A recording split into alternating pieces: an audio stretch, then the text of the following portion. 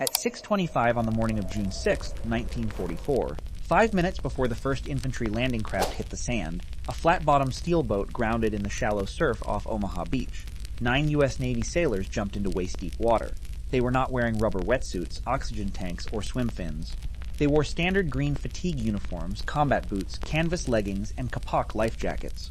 Slung over their shoulders were heavy rubber tubes filled with Tetryl explosives, looking like thick coil ropes. Their objective was 50 yards ahead. A jagged wall of iron hedgehogs, wooden mining ramps, and steel frames planted in the wet sand by the German army. Above them, on the bluff tops, German machine guns and automatic cannons opened fire. These men were members of a specialized, highly secret unit, the Naval Combat Demolition Units. Joined by U.S. Army combat engineers, their mission was to blow open 16 clear channels through the obstacles before the rising tide covered them up. Popular culture often remembers these men as Frogmen, sleek underwater divers swimming silently through the dark before the invasion. The historical reality was far more brutal. They were surface demolition crews dropped on an open beach in broad daylight, wading through freezing waves under direct artillery fire, carrying 50 pounds of high explosives on their backs. To understand what actually happened on D-Day, you have to separate two very different naval units that popular memory often blurs together. In the Pacific Theater, the U.S. Navy deployed underwater demolition teams, or UD. These were the true early frogmen, wearing swim trunks, fins, and face masks. They swam unarmored into tropical lagoons to map coral reefs and reconnoiter beaches for marine landings. Normandy was a completely different operational problem.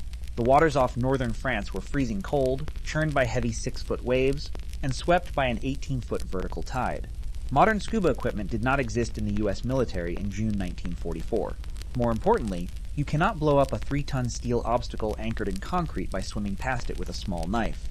Demolishing heavy coastal obstructions required hundreds of pounds of solid explosives, heavy primacord detonation lines, wire cutters, and sledgehammers. The Navy needed men who could haul heavy industrial demolition gear right onto the beach, alongside the first wave of assault infantry. The reason these demolition units were needed at all came down to a tactical decision made by German Field Marshal Erwin Rommel. In late 1943, Rommel took command of the Atlantic Wall defenses. He knew the Allies possessed overwhelming naval and air superiority. He calculated that if the invasion wasn't stopped at the water's edge, Germany would lose Western Europe. Rommel ordered the construction of a dense obstacle belt, extending from the high water mark down into the low tide zone along the French coast. First came Belgian Gates, heavy 10-foot-tall steel frames anchored in the sand, tipped with anti-tank landmines. Next were wooden ramps angled toward the ocean, designed to flip incoming landing craft upside down or detonate teller mines tied to their tips. Closest to the shore were hedgehogs, 6-foot structures made of crossed steel iron beams capable of tearing open the hull of any steel boat.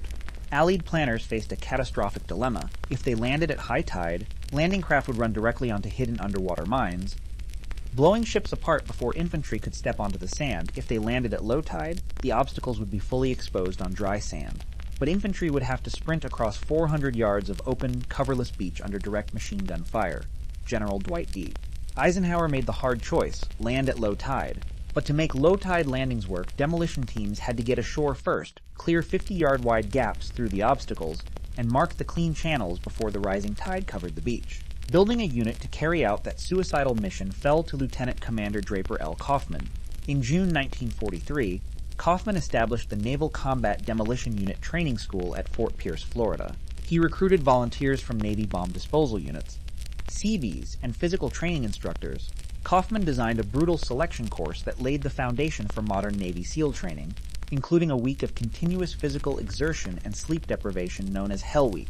He taught his men a simple rule: respect explosives but never fear them. In 11 months of high-risk demolition training at Fort Pierce, not a single sailor was lost to an accidental detonation. By the spring of 1944, 34 NCDU teams arrived in England. Each 6-man Navy team was augmented with 3 additional seaman handlers, then integrated with 5 U.S. Army combat engineers. This formed a 13-man Joint Army-Navy Gap Assault Team.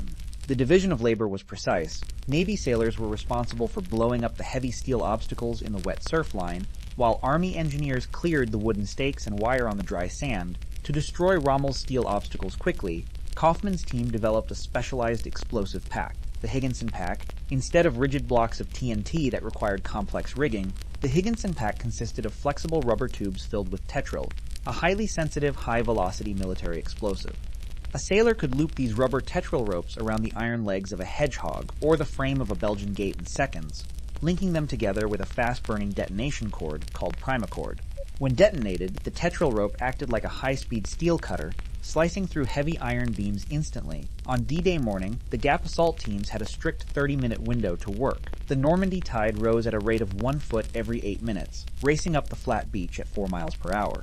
If a demolition team took longer than 30 minutes to plant charges and run their detonation lines, the sea would submerge the obstacles, drowning the fuses and hiding the mines under muddy water. At Utah Beach, the demolition plan worked with remarkable precision. The landing craft arrived near their target sectors, German defensive fire was light, and Navy-Army demolition teams cleared large gaps through the obstacles within 2 hours. At Omaha Beach, the operation dissolved into complete chaos. Heavy German artillery and machine gun pillboxes on the bluffs had survived the preliminary naval bombardment completely intact. As the Gap assault teams grounded their craft at 6:25 a.m., German gunners opened fire with pre-sighted machine guns and mortar batteries. Naval landing craft carrying demolition gear were hit and blown apart in the surf. Specialized armored bulldozers meant to push heavy debris away were sunk in deep water or destroyed on the waterline. Sailors and engineers waded through waist-deep water, carrying 50-pound Tetryl charges while bullets whipped through the surf around them. Disaster struck when German artillery shells hit demolition crews as they prepared their charges. On several Gap sectors, direct hits set off the Tetryl packs stacked on the sand or slung across sailors' backs, instantly killing entire teams. To make matters worse, infantry landing craft from subsequent waves pushed onto the beach early, seeking cover behind uncleared obstacles. Infantrymen crowded behind the steel hedgehogs, just as Navy sailors were trying to wrap explosive charges around them. Despite the slaughter, surviving Navy demolition men worked with desperate courage. When firing leads were cut by shrapnel, sailors crawled across open sand under fire to splice the primacord back together by hand. By mid-morning, despite losing over half their men, the joint Navy-Army Gap assault teams on Omaha Beach successfully blew 5 complete wide gaps and several partial channels through the obstacle belt, allowing tanks and landing craft to finally reach the shore. The cost was horrifying. On Omaha Beach, NCDU units suffered a 52% casualty rate.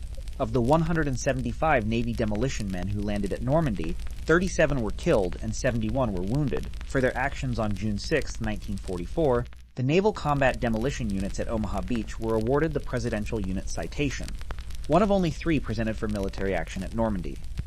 The teams at Utah Beach received the Navy Unit Commendation. D-Day remains the single bloodiest day in the entire history of naval special warfare. After Normandy, many NCDU sailors were transferred to the Pacific Theater, where they were folded into expanding underwater demolition teams, adopting swim trunks, fins, and combat swimming tactics for the invasions of Iwo Jima and Okinawa. Decades later, those UDT units evolved directly into the modern United States Navy SEALs. The popular legend of the D-Day Frogmen imagines sleek, unarmored swimmers moving silently through dark waters before the battle. The historical reality is far more intense. The men